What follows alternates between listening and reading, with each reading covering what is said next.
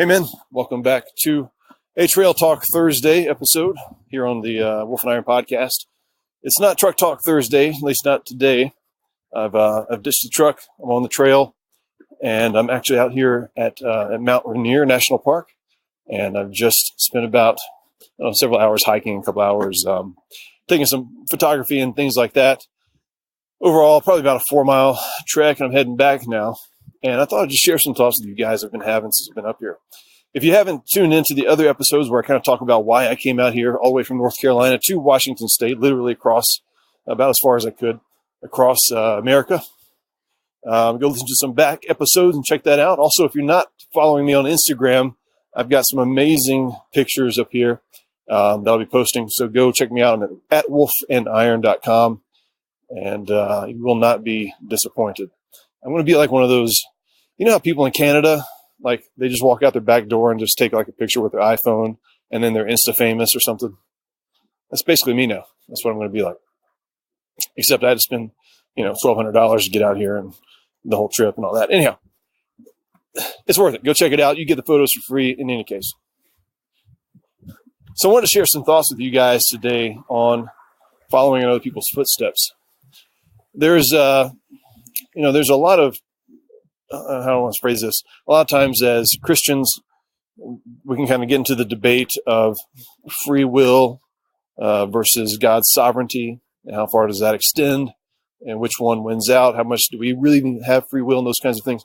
I love getting in those kind of conversations, and actually I think there's a Truck Talk Thursday episode on this, so if you want to go check it out, please do. I'll share some thoughts on it. But, one of the things that the opposers of God's sovereignty and having things just kind of mapped out for you robotically, in a sense, is that if we lose free will, then we don't get to make decisions on our own. If we don't get the chance to make decisions on our own, then what's the point, right? We're just kind of living life, going through the motions that someone else has already set for us, right? And how does that even deal with like sin and things of that nature? Are we still accountable to it? Are we still punished when we do wrong? And why? If we're put in situations that we didn't foresee. And there's a lot of nuances to it. And just so you guys know which side I fall on, I'm on the free will and sovereignty side. I believe God is sovereign. I also believe that there's a great component of free will in there. I'm not going to go into the details on that. I believe I covered that in a previous episode, so go check it out. But you could take that same notion, you could apply it to something like going to see Mount Rainier or going to see some amazing lake. Take your pick of any mountain or any kind of view where hundreds of thousands of people have seen it. There's, however many pictures over the decades of the place. People have hiked it and they've been all over it, and yet you're going to go there. Now, why? You've seen the pictures. You know what it's going to look like. You know other people have been there. It's not anything new. There's a trail already laid out for you that somebody else carved. And if you're like me and you're going up here on Mount Rainier, there's still snow on the ground. It's late June. And you're hiking through other people's footsteps. I mean, you're literally, step by step by step. Otherwise it's slippery. Why do you do that? It's because you want to experience it. It's because it's something that it means something to you to be able to see it with your own eyes. I don't think I've really valued that as much as I do now.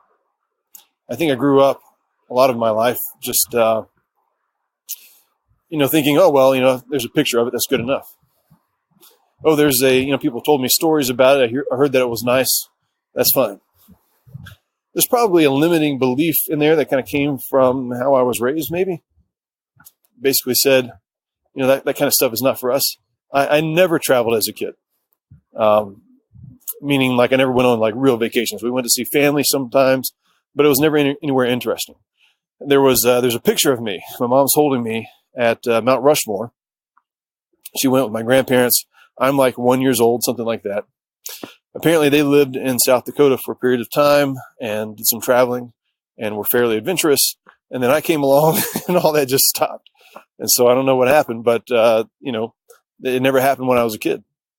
And I really didn't get a chance to travel much even as an adult. I mean, we've been on vacation a couple of places, but it's not like this. It's not wilderness. It's not just like get outdoors and just go experience things. It's not fly across the country and go experiencing things and see things you've never seen before. And when you see it with your own eyes, pictures just can't do it justice. I've coined a term.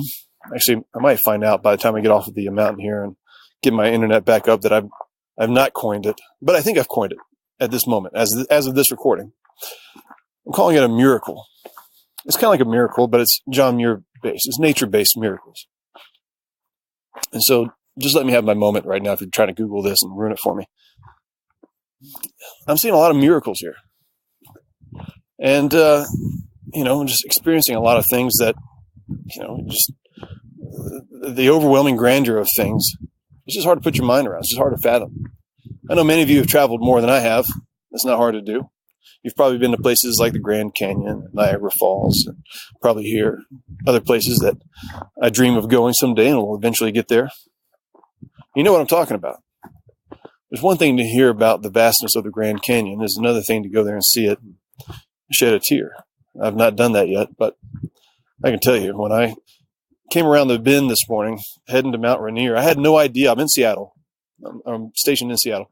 And I had no idea that I could see it from Seattle. The first day that I was here, it was all foggy and stuff, which is great for photography. But I couldn't see Mount Rainier. And, I'm in the car. It's 5:30 in the morning. I come around the bend on the interstate, and there it is out in the distance, like some kind of mirage or some kind of cloud. And it was just like, and I tried to take some video of it and take pictures of it and send it to my wife. And I just like, I can't. Nothing does justice as to what I'm experiencing right now by seeing that this actually exists. And when John Muir says the mountains are calling and I must go, it's really the first time I felt that.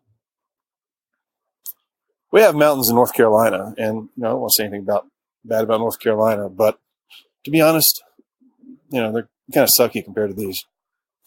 I mean, they're great for hiking because there's a lot of dirt and, small rocks and that kind of stuff. And then we got boulders and things of that nature. And I know there's a lot of variations in North Carolina. But, here it's like all of a sudden it's flat and then there's a mountain just out of nowhere. In North Carolina, you got to go through foothills and you kind of get gradually introduced to it. And then eventually you're on the mountain and you're kind of like, oh, it's just a bunch of trees and, not that fantastic. But here it's just something otherworldly. It's very alpine, I think. So anyhow, guys, the lone wolf thing, which is a very kind of detached, manly sort of way of doing things, or it's a male kind of way of doing things, I guess you should say. It's not good for us. Saying that we're going to purposely always go off the beaten path, and we're always going to try to not do what everybody else is doing. It doesn't allow us to really learn from people, does it? It kind of keeps us at a distance. We got this notion that we want to experience everything firsthand for the first time, to be the first. Here's the thing, guys. There's nothing new under the sun. You're not going to be the first. You got to hang up that lone wolf mentality and enjoy the fact that other people have blazed trails for you. And that somewhere along that trail are going to be sites which are going to be special just to you. Other people aren't going to notice. And when you get to the end, man, there's some awesome stuff there waiting for you. All right, guys, I'm glad to share this with you. I hope you've enjoyed some of the nature sounds. I know I am. If you haven't ever been out here, I highly, highly recommend it. Let me know if you do make it out. Share some pictures. Tag me on Instagram. I'll be glad to comment and share and all that kind of good stuff. I'm going to go back to enjoy what God's made here. Talk to you guys next time.